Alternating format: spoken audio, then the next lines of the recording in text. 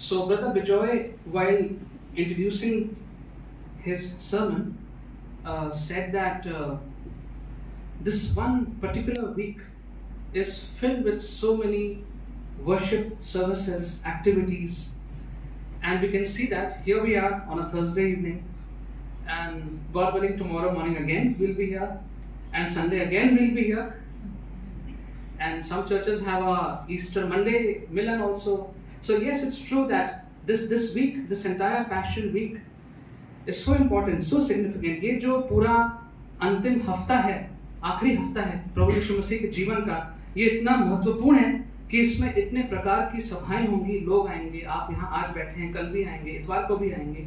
And also the fact that all the Gospels, the major part of all the Gospels is actually focused on the passion, death and resurrection of Jesus. That's very true that Brother Bijoy said. कि जो सुसमाचार हैं उसमें जो अधिकतर जो पाठ हैं वो प्रभु यीशु मसीह के सताव पे, उनके कष्ट पे, उनकी मृत्यु पे और उनके पुनरुत्थान के बारे में हैं. And today here we are on this Thursday evening. आज हम गुरुवार की शाम को उपस्थित हैं, and traditionally it is called Maundy Thursday. अंग्रेजी में इसको Maundy Thursday कहा जाता है. हिंदी बहुत स्पष्ट है, आदेश गुरुवार. हिंदी में कहेंगे आदेश गुरुवार. English is not very clear unless someone explains, but Hindi is very clear. Hindi बहुत स्पष्ट है, आदेश गुरुवार. So let's see first of all and remind ourselves, let's refresh our memories, what is this Maundy Thursday, and traditionally why do we gather and have a worship service? क्यों हम इस गुरुवार की शाम को जमा होते हैं, क्या हुआ था और किस बात को हम यहाँ पे याद करते हैं? So Christ's mandate is commemorated on Maundy Thursday. प्रभु यीशु मसीह ने जो एक आदेश दिया था, उस आदेश को हम याद करते हैं, उसको पालन करते हैं. And this word, English word Maundy, is actually a shortened form of mandatum, which is a Latin word.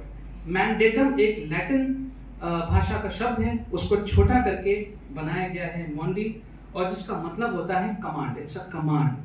It's an instruction or an order. And it was on the Thursday of Christ's final week before being crucified and resurrection that he said these following words to his disciples. और इतिहास में हम देखते हैं, अगर Bible को हम देखते हैं तो क्रम में अगर जाएंगे तो क्रूस पर चढ़ाए जाने से पहले जो गुरुवार था, मतलब आज ही का दिन, उस दिन प्रभु यीशु मसीह ने अपने शिष्यों को एक आदेश दिया. Can we all turn to John 13:34, यूहन्ना 13:34, and someone can read this English and Hindi. A new command I give you, love one another as I have loved you. So you must love one another. मैं तुम्हें एक नई आज्ञा देता हूँ कि एक दूसरे से प्रेम रखो. जैसा मैंने तुमसे प्रेम रखा है, वैसा ही तुम भी एक दूसरे से प्रेम रखो. A new command I give to you. एक नई आज्ञा मैं तुम्हें देता हूँ कि एक दूसरे से प्रेम रखो, और जैसे मैंने प्रेम किया है वैसे ही एक दूसरे से भी प्रेम करो. ये जानबूझ के प्रभु यीशु मसीह ने इस समय पे अपने शिष्यों को सिखा रहे थे. Purposefully he was teaching this to the disciples because he knew the time was coming where the disciples would literally want to hate the Jewish community, the leaders and everyone who will put Jesus to death. उनको मालूम था कि बहुत जल्द वो समय आने वाला है, कुछ ही घंटों में, जब जो शिष्य हैं वो घृणा करेंगे यहूदी समाज से और उन सारे लोगों से, याजकों से, जो लोग प्रभु यीशु मसीह को इस प्रकार से इतनी बुरी मौत के घाट उतारेंगे. And in John chapters 13 to 17 tells us all that Jesus said to his disciples that evening. 13 से अगर आप देखें, if you have Bibles you can just flip through, we'll not read, but chapter 13, chapter 14, 15, 16 and 17, so much John records all that Jesus told his disciples that evening. उस शाम को इतनी सारी बातें प्रभु यीशु मसीह ने अपने शिष्यों से करी. the highlights of Holy Thursday. What are the things that happened on that Thursday? उस गुरुवार को, उस शाम को लेकर के रात तक क्या क्या हुआ था? So Judas agrees to betray Jesus. यहूदा स्तुति जो है वो राजी हो जाता है प्रभु यीशु मसीह के साथ betray वर्ड भूल जाता हूँ मैं, विश्वासघात धोखा करने के लिए. Jesus has the last supper. He institutes the last supper. प्रभु यीशु मसीह जो है अंतिम बार जो है वो उस प्रभु भोज का आयोजन करते हैं. Then Jesus speaks to his disciples in the upper room. जो उनका ध्यान कुटीर थी वहां पे जाके यीशु ने अपने सारे शिष्यों से बहुत सी बातें करी. Jesus washed the feet of the disciples. यीशु ने उसी शाम को अपने शिष्यों के पांवों को धोआ. Jesus then prays in agony on the Mount of Olives. जैतून के पर्वत पर जाके यीशु मसीह बहुत पीड़ा में, मानसिक पीड़ा में, तकलीफ में उन्होंने वहां जाके प्रार्थना करी. Jesus promises the Holy Spirit. प्रभु यीशु मसीह ने पवित्र आत्मा आएगी इस बात का वायदा किया लोगों से. Jesus prays for his disciples. यीशु मसीह ने अपने शिष्यों के लिए प्रार्थना करी. And then Jesus is betrayed and arrested. और उसके बाद यीशु मसीह को छल के साथ धोखा करके उनको पकड़वा दिया गया. So while all these events and other events also took place, if you put all the gospels together, many things happened in that one evening. Within a span of 6 hours or so, 6-7 घंटे के अंदर ये सारी चीजें हुई, बहुत चीजें. It was a full evening. But I would like to draw your attention on 2 events that happened that evening. 2 घटनाओं पे मैं आपका ध्यान लेके जाना चाहूंगा जो शाम पे हुआ. First is Jesus washing the feet of his disciples, and second, Judas betraying Jesus.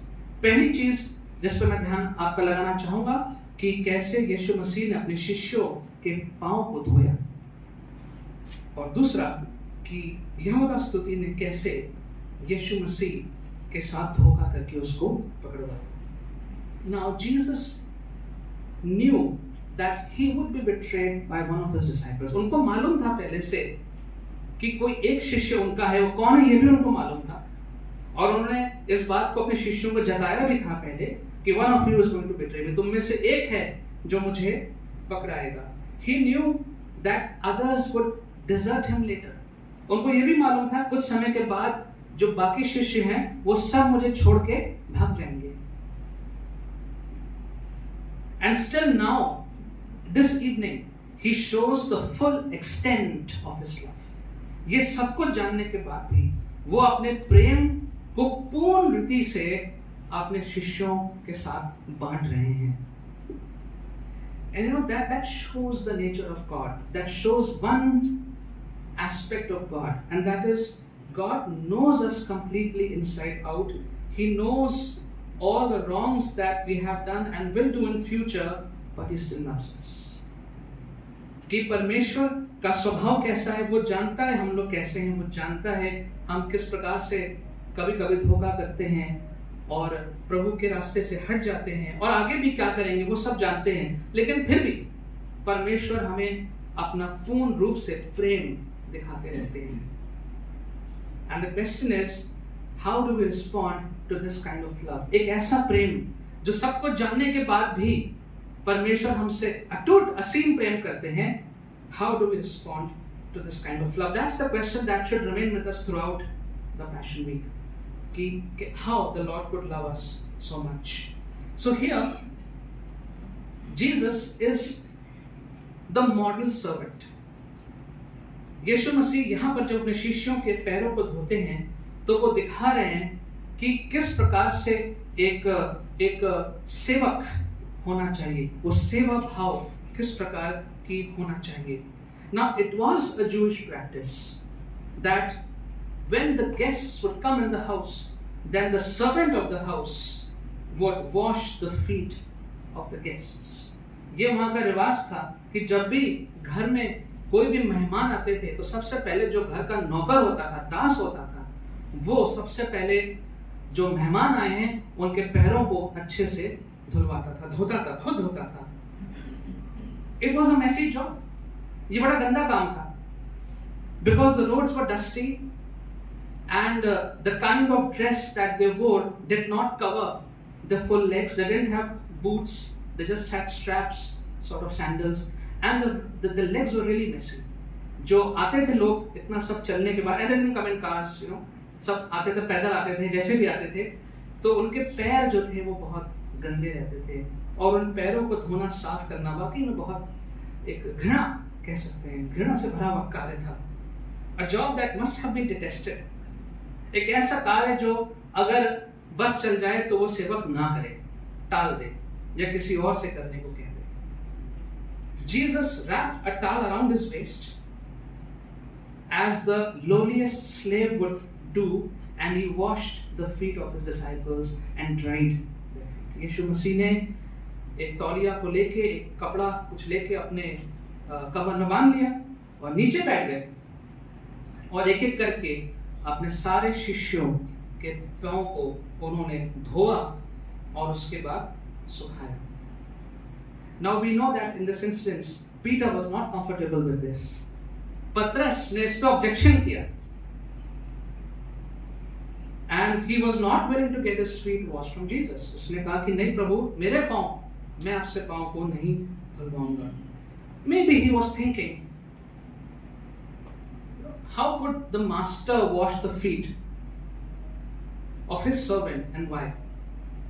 कि यीशु मसीह जो कि स्वामी हैं और हम सब उनके दास हैं, एक प्रकार हम सब सेवक हैं, तो ये कैसे हो सकता है कि जो स्वामी है वो अपने दास का, सेवकों का पैर धोए. ये विचार जरूर उसके मन में आया होगा.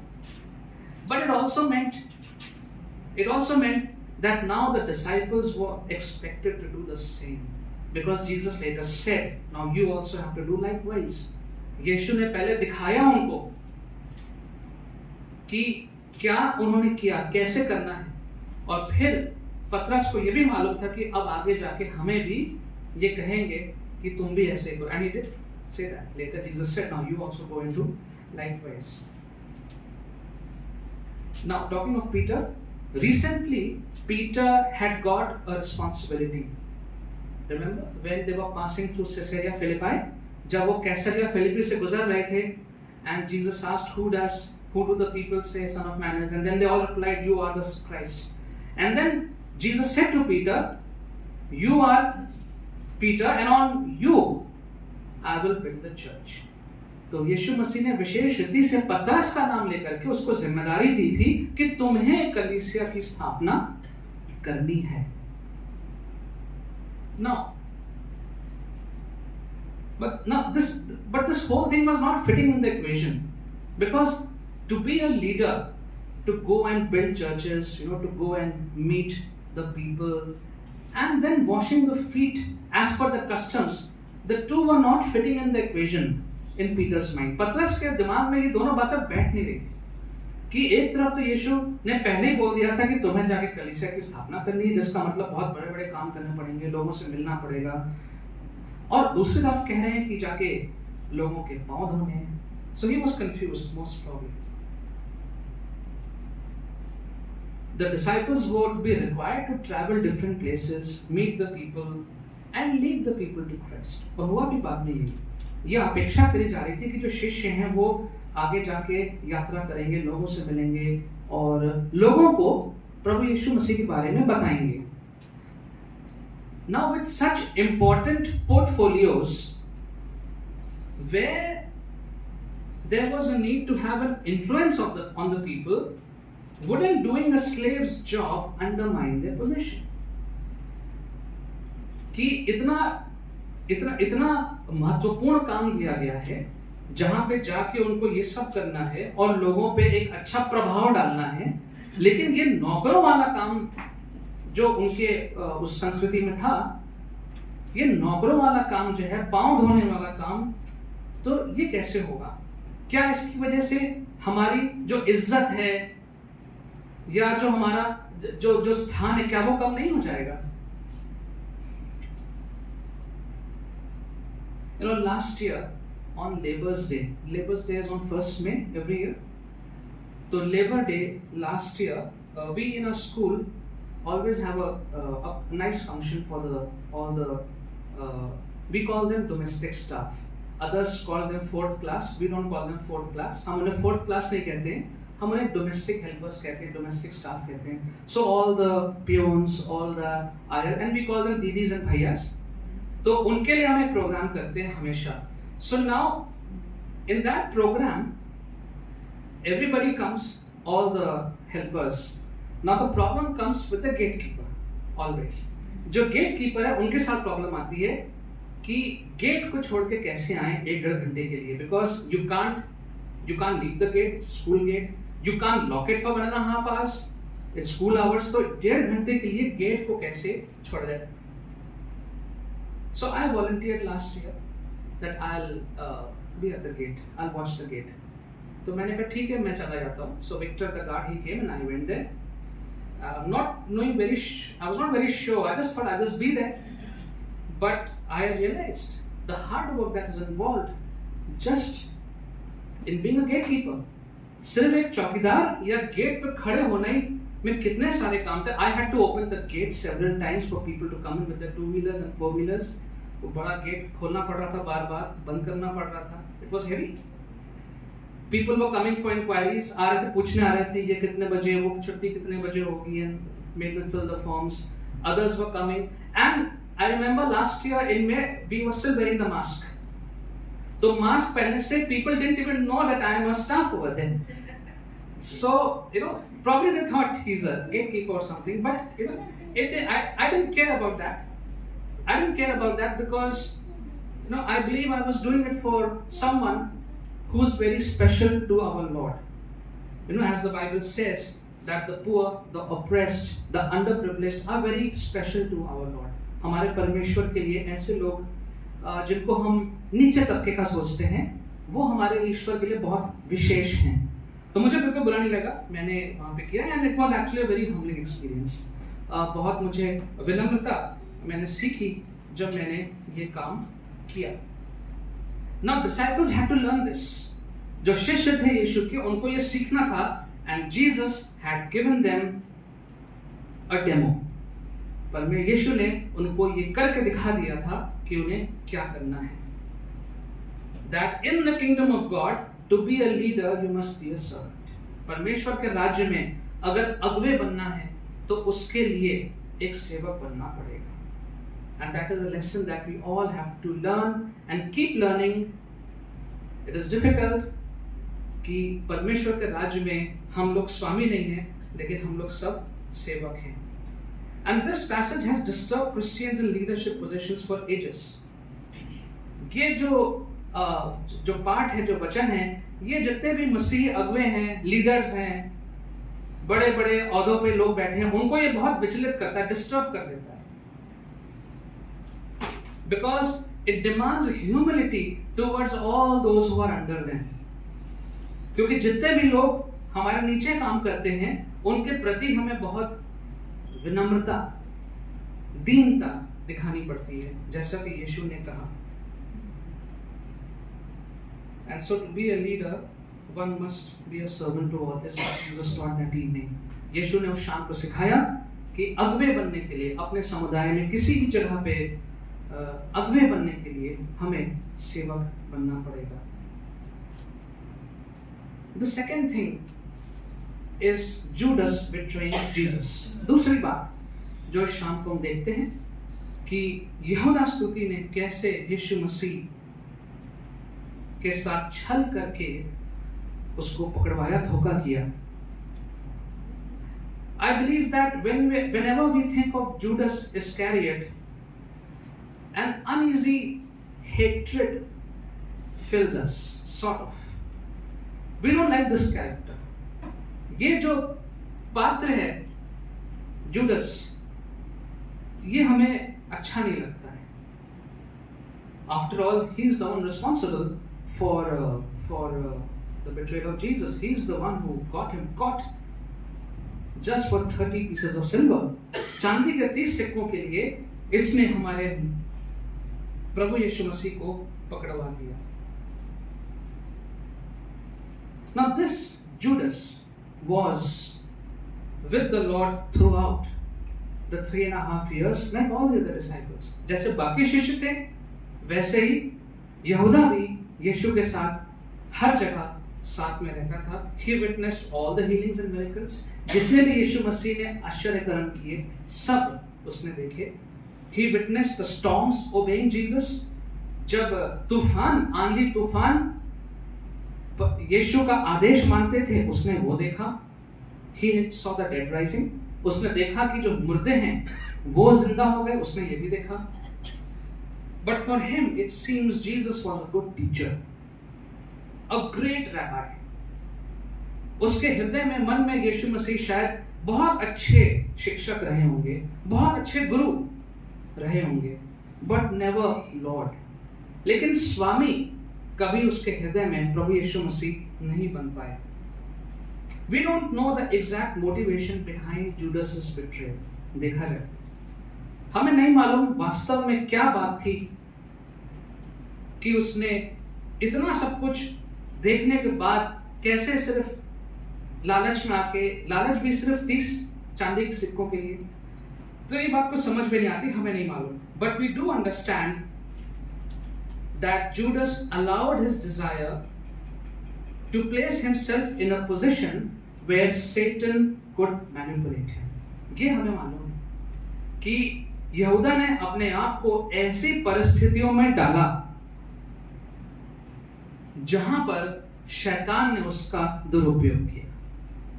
He allowed himself to be in such a place, state of mind, where Satan could manipulate him.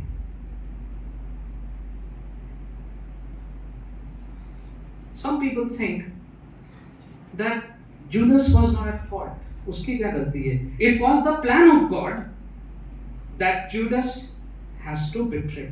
So why blame Judas? कुछ लोग ऐसा भी सोचते हैं कि ये तो परमेश्वर की योजना ही थी कि यहूदा ही होगा जो विश्वासघात करेगा, और जब परमेश्वर की योजना ही में वो था तो फिर उसकी क्या गलती है? Why do we blame him? But the truth is he had a free will. उसके पास चुनाव करने का मौका था. And by his act of betrayal, the evil in his heart which was already there got confirmed. जब उसने विश्वासघात किया तो जो बुराई, लालच उसके दिल में पहले से थी, सिर्फ उसकी पुष्टि हो गई. It got confirmed. It was already there.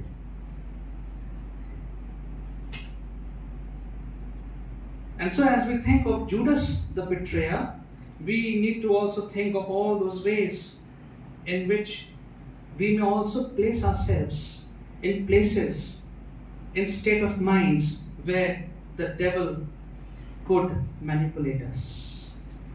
हमें अपने बारे में भी सोचना है. वो सारे बातें, वो सारे स्थान, वो सारे मन की ऐसी बातें जिसमें हम भी अपने आप को ऐसे स्थान पे लाके कमजोर बना सकते हैं जहां पर शैतान हमारे दुरुपयोग कर सकता है. And we may betray Jesus in some way, और यीशु मसीह के साथ हम भी विश्वासघात कर सकते हैं. Judas betrayed only once, but we betray over and over. It is very harsh. It is very harsh and hard to accept it, but it is quite true. कि यहूदा ने तो एक ही बात धोखा दिया, लेकिन हम प्रभु यीशु मसीह को शायद बार बार धोखा देते हैं. So this evening, as we think of the instructions that Jesus gave, many instructions he gave, many things he did, but let's focus on these two things, and that Jesus wants us to live in humility. यीशु मसीह चाहते हैं कि हम दीनता में अपना जीवन व्यतीत करें. And secondly, we need to be on guard of our spiritual lives. जो हमारा आत्मिक जीवन है उसकी हम रक्षा करें. Let's be on guard. Satan will look for some weak spot. शैतान ढूंढेगा कोई कमजोर कड़ी हमारे जीवन में to gain a foothold in our lives.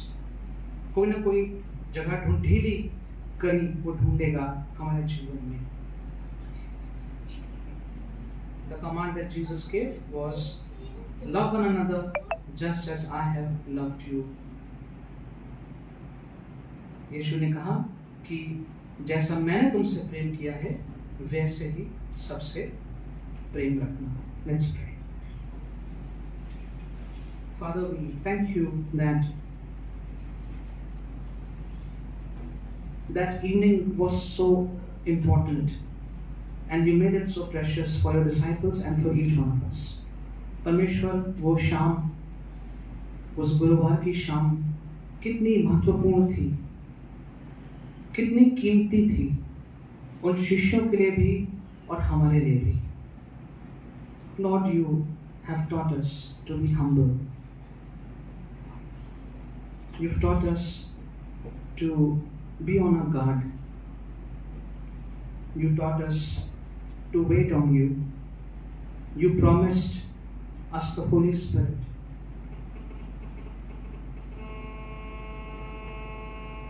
And in all these ways, Lord, we are so enriched as we read all that you did that evening.